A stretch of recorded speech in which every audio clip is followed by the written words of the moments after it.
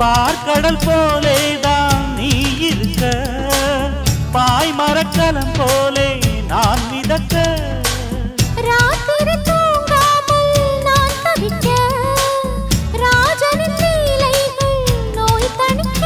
வெட்கம் தீர நான் உன்னை சேர, தொட்டு விளையாட ஆனந்தம் கூடாது. பாண்டியனின் ராஜ்யத்தில் உய்யலாலா, வேண்டி நின்ற பைங்கிளிக்கு உய்யலாலா.